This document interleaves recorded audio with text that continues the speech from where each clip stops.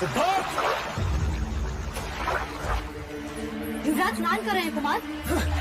सिद्धार्थ! अपने आप को श्रेष्ठ घोषित करना था तो अहिंसा का ढोंग क्यों किया? सबके समक्ष मुझे क्रूर दिखाने के लिए? अरे कहते तो मैं भी पक्षियों की जगह तुम्हारे गले के मोती को भेज देता, लेकिन मुझे तो मेरे प्रिय अनुज ने अवसर तक नहीं दिया। इतना बड़ा कपट! ज्येष्ठ, मैंने तुम्हारे साथ कोई कपट नहीं किया और तुम तो बचपन से जानते हो कि मैं पक्षियों को लक्ष्य बनाने का विरोधी हूँ। हाँ, तुम तो बड़े अहिंसावादी हो। अरे मत भूलो सिद्धार्थ, प्रत्यक्ष नहीं पर परोक्ष रहकर तुम भी हिंसा करते हो। लोगों की भावनाओं की हत्या करते हो तुम। हत्यारे हो तुम। याद रहे सिद्धार्थ, दंड युद्ध में तुम मेरे समक्ष होगे और वहां तुम्हें मुझसे युद्ध करना ही होगा। और ये दंड युद्ध ये सिद्ध करेगा कि कपिलवस्तु के गुरुकुल का सर्वश्रेष्ठ योद्धा कौन है।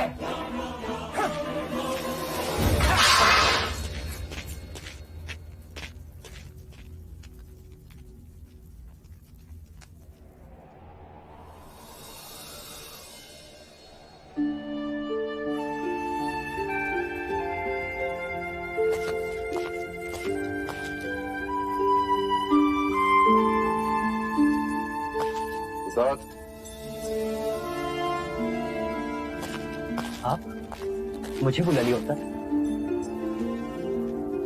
मुझे लगा तुम दंड युद्ध के लिए अभ्यास कर रहे हो, परंतु तुम यहाँ तो चित्र निकाल रहे हो। ये लाल रंग क्षत्रियों के उंगलियों पर अच्छा लगता है पुत्र, परंतु ये लाल रंग शत्रु के रक्त का होना चाहिए, ना कि चित्रकारी का। तुम्हारे गुरुजनों ने गुरुकुल में तुम्हें गीता का ज्ञान तो दिया ही हो, पूर्ण कंठस्थ है। केवल कंठस्थ करने से क्या लाभ हो, जब तक उसमें कहे गए क्षत्रिय कर्म के उपदेशों का पालन न किया जाए। मैं कुछ समझा नहीं। तुम्हारे अहंसिक विचार सुनकर मुझे बड़ा खेद हुआ। जब तुम एक पक्षी को नहीं मार सकते तो युद्ध में शत्रु को क्या मारोगे? अहिंसा की बातें दुर्बल करते हैं, क्षत्रिय नहीं पुत्र। और तुम्हें क्षत्रिय हो, तुम्हें क्षत्रिय धर्म का पालन करना ही चाहिए। शाक्य कुल के भावी राजा हो तुम। अपने कुल की रक्षा के लिए न जाने कितने युद्ध करने पड़े तुम। कब तक क्षत्रिय एक दूसरे से युद्ध करते रहेंगे? राज्य की रक्षा करना उनका उत्तरदायित्व होता है पुत्र। पर क्या राज्य की रक्षा केवल युद्ध से की जा सकती है? विचार विमर्श के द्वारा भी तो प्रश्नों का हल ढूंढा जा सकता है। कायरता की बातें क्षत्रिय नहीं करते पुत्र। एक मनुष्य दूसरे को मारे, उसमें वीरता कैसे? अंत में कौन किस पर राज करेगा? अंत में वही राज करेगा जिसके हाथ में तलवार होगी पुत्र। और वो तलवार मैं तुम्हारे हाथ में देखना चाहता हूँ। चक्रवर्ती राजा के रूप, सम्राट के रूप में देखना चाहता हूँ। ये मत भूलो कि तुम शाक्य कुल के उत्तराधिकारी हो। प्रलय के समय यदि केवल एक ही मनुष्य को जीवित रहना पड़े तो वो केवल तुम्हें होना चाहिए पुत्र, केवल तुम्हें।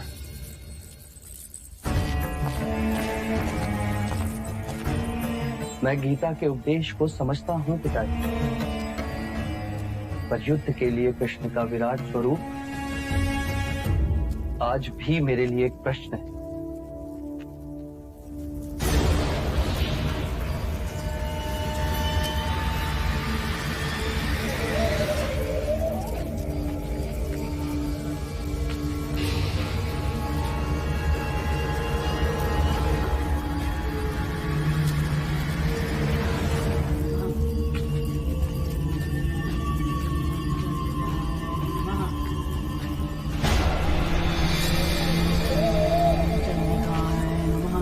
आ गई तू, कब से प्रतीक्षा कर रही थी।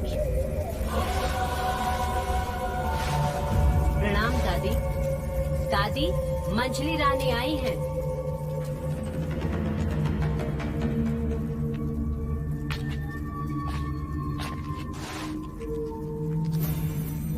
वो मेरा पुत्र। तेरा पुत्र हर समय क्रोध होता है, इसीलिए सब कुछ खोता है। जानती हूँ, इसीलिए यहाँ आई। कल अंतिम दंड युद्ध होगा। मैं चाहती हूँ कि ये कील उठा ले, जिससे भी वो युद्ध करने वाला है उसके दंड में ये कील ठोक देना। वो कभी भी तेरे पुत्र पर प्रहार नहीं कर सकेगा।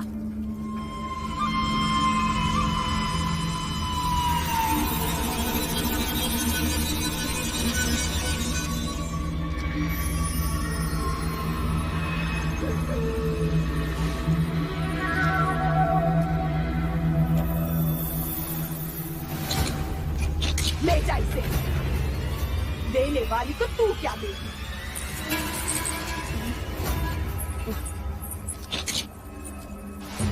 दादी, हम चलते हैं। देवी, चलिए।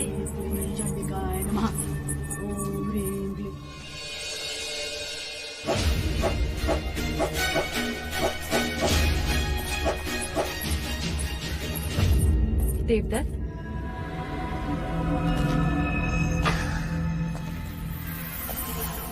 ये ले, तेरे लिए लाई। ये क्या है माँ? विजय। एक माँ अपने पुत्र के लिए विजय लेकर आई। अब सिद्धार्थ कभी भी तुझे दंड युद्ध में पराजित नहीं कर सकता। मैं कुछ समझा नहीं माँ।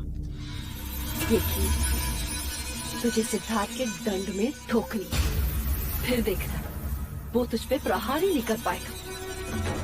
हो गई ना तेरी जीत निश्चित?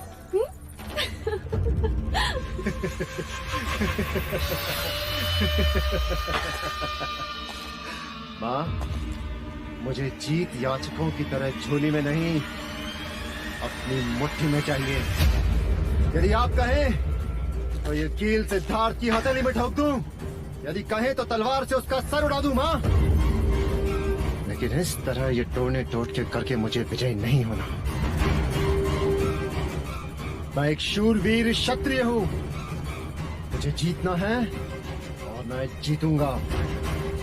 और जीत का महत्व तब होता है जब एक योद्धा अपने शौर्य और वीरता से युद्ध को जीते।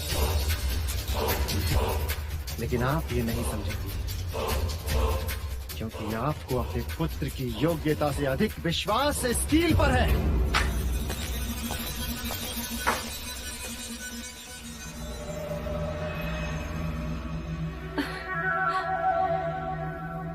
नादान कहीं का। अब चाहे कुछ भी हो जाए गुप्ता, विजय का मुकुट तो तेरे ही सर होगा। यशस्वी भव क्षत्रिय।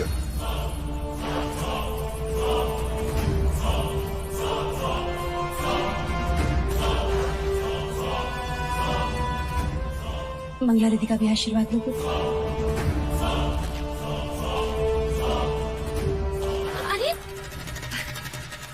मेरा आशीर्वाद तो सदैव तुम्हारे साथ है पुत्र,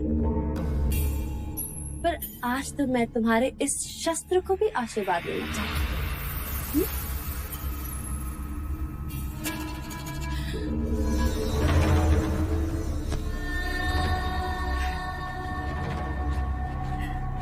ईश्वर करे तुम्हारे शस्त्र को किसी की अशुभ दृष्टि ना।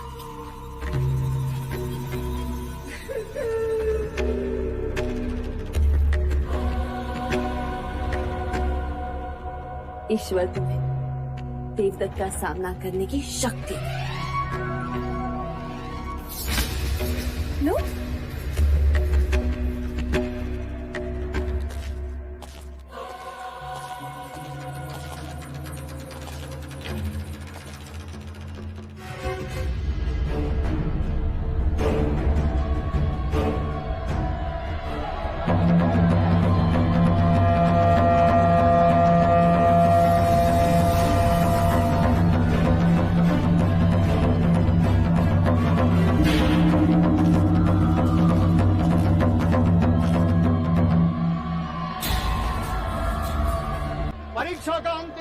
निश्चित करेगा कि कपिलवस्तु के गुरुकुल का सर्वश्रेष्ठ योद्धा कौन है।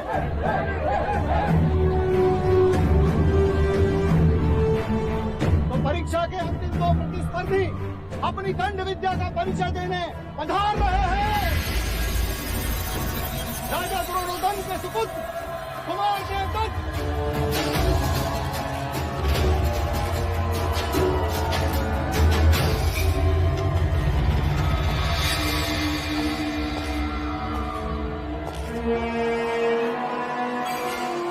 और महाराज शुद्धोदन के सुपुत्र और कपिलवस्तु के भावी सम्राट युवराज सिद्धार्थ दाता।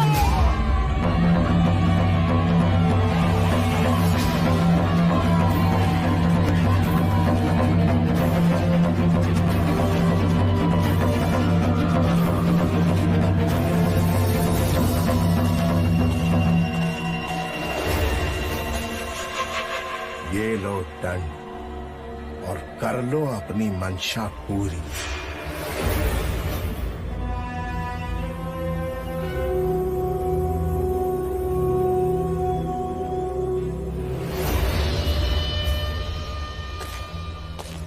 आज ये प्रमाणित कर दो कि तुम्हारे दंड और कृष्ण के सुदर्शन में कोई भेद नहीं। वो जब भी चला शक्ति के लिए चला। आज तुम्हारा ये दंड भी चलेगा तो शक्ति के लिए, अपने माता पिता की प्रसन्नता के लिए, अपनी प्रजा का विश्वास जीतने के लिए।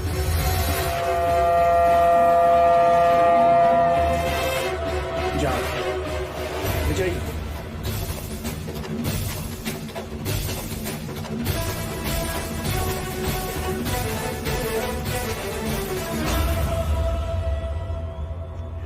कौन दिन तू लाख चतक था, परंतु युवराज के साहस पे तो मैंने पराजय की कील ठोक दी।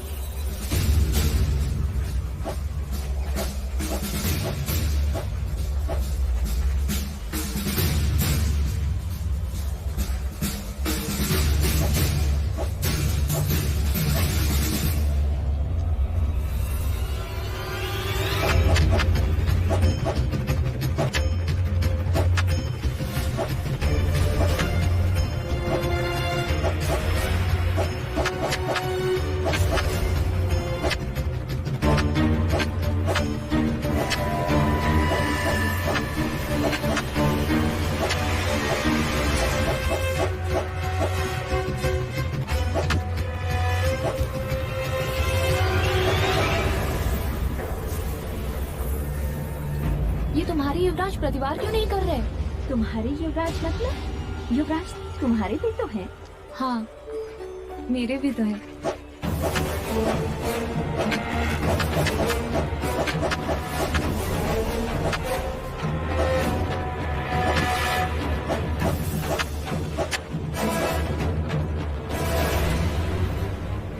तुम मुझ पे प्रहार क्यों नहीं करते सिद्धार्थ? तुम जानते हो ज्येष्ठ, मैं तुम पर प्रहार नहीं कर सकता। मान सम्मान का तुम्हारा ये प्रपंच मैं समझता हूँ सिद्धार्थ, परंतु आज तुम्हें मुझसे युद्ध करना ही होगा। प्रहार करो मुझ पे सिद्धार्थ।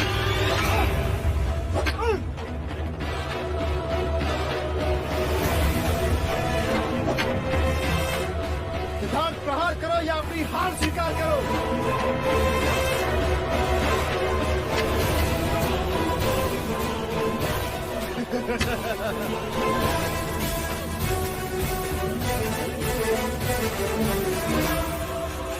क्या कर रहे हो तुम?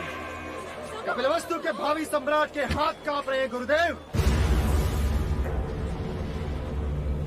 सिद्धार्थ, मैं ज्येष्ठ पर प्रहार नहीं कर सकता गुरुदेव। आचार्य कौंडिन्य, तो क्या मैं देवदत्त को कपिलवस्तु का सर्वश्रेष्ठ योद्धा घोषित कर दूं? नहीं, मुझे भीख में नहीं चाहिए। मुझे तुम्हें प्रहार करना हो। ये युद्ध नहीं केवल एक परीक्षा है। गुरुदेव, मैं चाहकर भी हाथ नहीं उठा पाऊंगा। तुम सबके समक्ष ये स्वीकार करो, तुम कार हो। मेरी प्रतिभा से भय लगता है तुम्हें। स्वीकार करो। सिद्धार्थ, अब तुम्हें किसी एक विकल्प का चयन करना है। या तो तुम्हें प्रहार करना है या फिर आज के बाद आचार्य कौंडिन्य को भूल जाना है। मैं तुम्हारा गुरु नहीं और तुम मेरे शिष्य नहीं। गुरुदेव, यदि तुम इस परीक्षा में विजय ना हुए तो मेरा सिखाया सब मिथ्य है। ना समझ पशु पक्षी भी समय आने पर चुनौती स्वीकार कर लड़ने को तैयार हो जाते हैं। तुम तो मनुष्य हो। मत भूलो, अतल वितल भूतल पर जन्म लेने वाली प्रत्येक आत्मा कर्म के अधीन है, कर्माधीन है। पर ज्येष्ठ, इतने भावनाशील मत बनो सिद्धार्थ, केवल अपना कर्म करो। याद रखो, बादल का मूल्य वर्षा से, पेड़ का मूल्य फल से, तलवार का मूल्य धार से, उसी तरह एक क्षत्रिय का मूल्य प्रतिभावान योद्धा बनने से।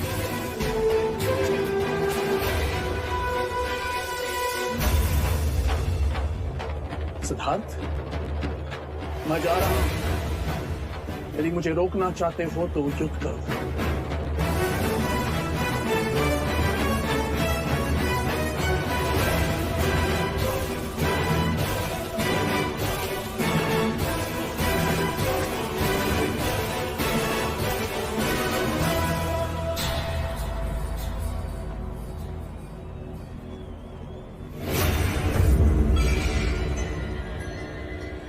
अतल वितल भूतल पर जन्म लेने वाली प्रत्येक आत्मा कर्म के अधीन है, कर्माधीन है। केवल अपना कर्म, केवल अपना कर्म।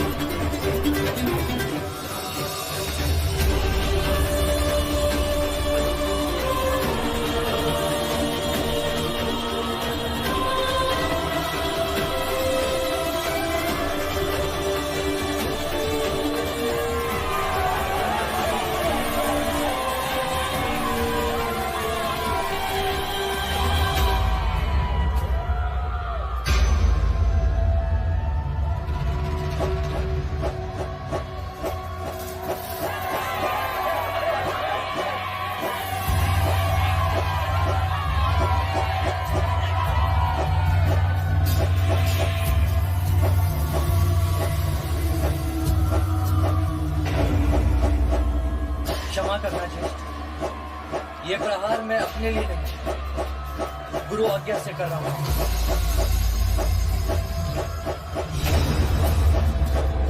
पहला प्रहार गुरु के लिए,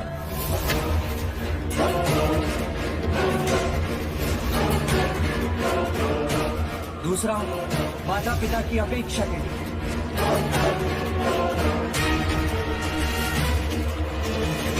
तीसरा प्रजा का विश्वास पाने के लिए,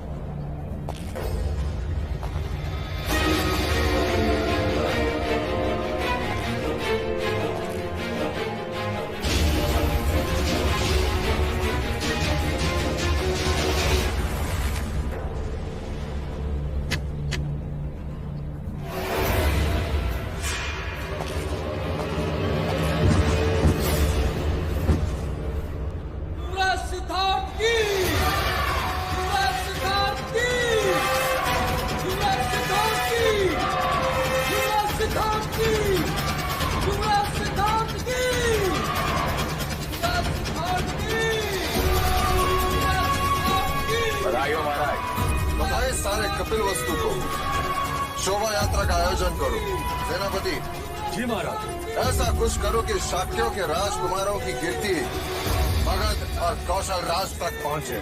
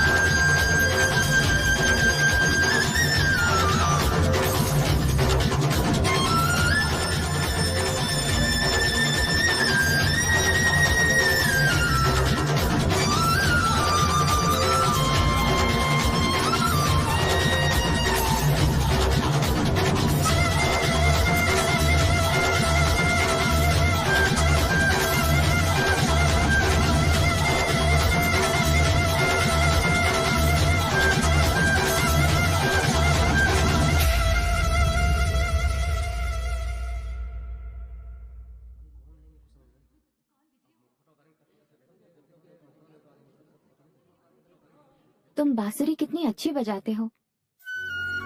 तुम्हारे नृत्य ने प्रेरित किया।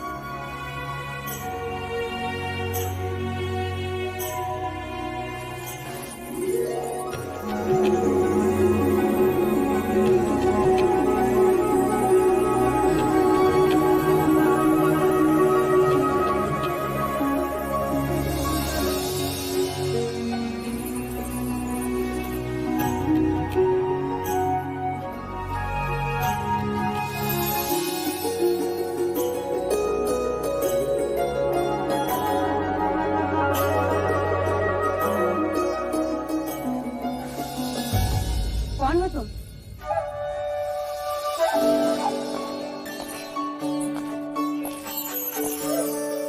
क्या इस प्रश्न के उत्तर में मैं आपसे एक प्रश्न कर सकती हूँ महादेवी? मैं आपको क्या कहकर पुकारूं? मामी या बुआ? यशोधरा? यशोधरा?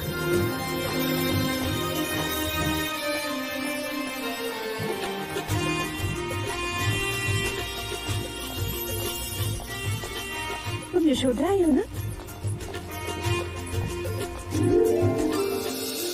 क्यों? चौंक गए ना सब?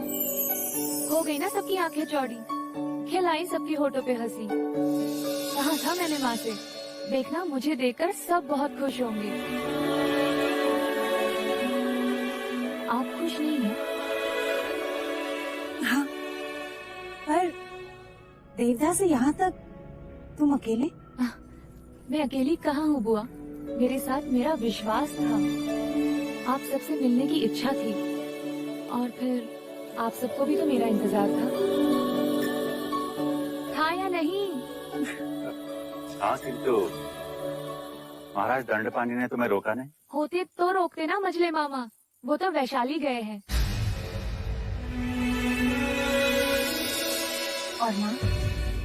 माँ सासे वहाँ देवदा में ले रही हैं, पर उनका मन यहाँ कपिल वस्तु में घूम रहा है। तुम्हें इस तरह अकेले नहीं आना चाहिए था। माँ ने भी यही कहा था बड़े मामा, पर अब मैं बड़ी हो गई हूँ, कुछ कर्तव्य मुझे भी तो निभाने चाहिए। कर्तव्य?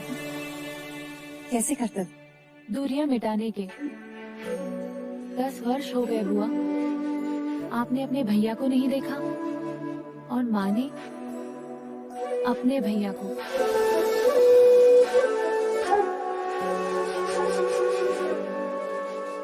तुम्हारे रूप में मुझे अमिता दिखाई दे रही, और तुम्हारे शब्दों में उसे सुन रही। मैंने तो कह दिया था माँ से कि मुझे जाने दो, मामा और पिताजी के बीच जो भी अनबन हो, पर मैं बन बन करके संबंध बनाकर ही वापस आऊंगी।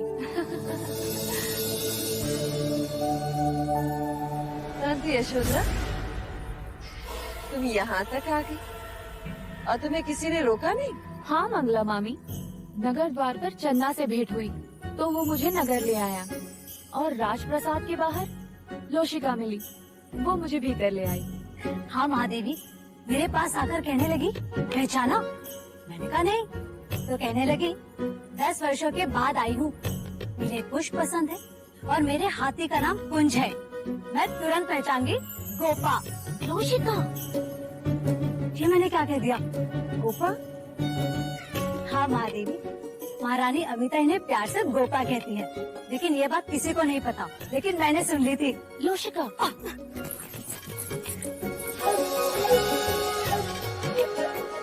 गोपा, अच्छा ना। कपिल वस्तु में तुम्हारा स्वागत है गोपा।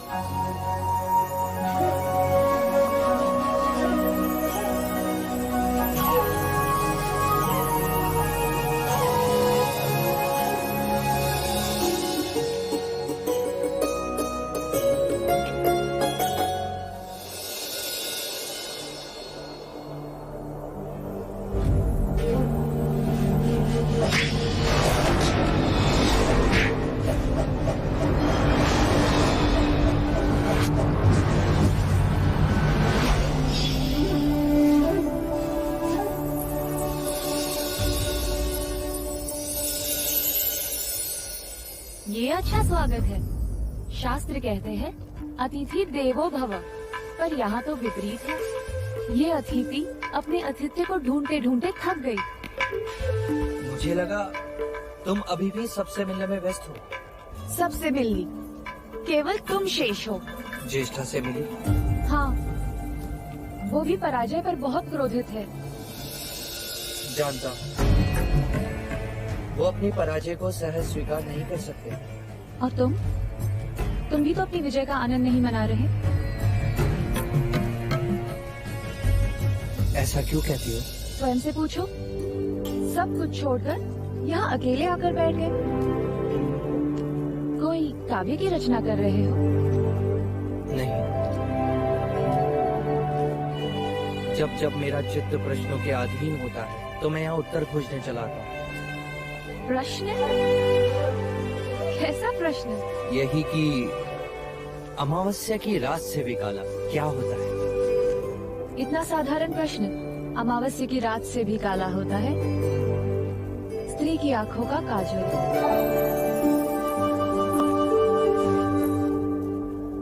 देखो,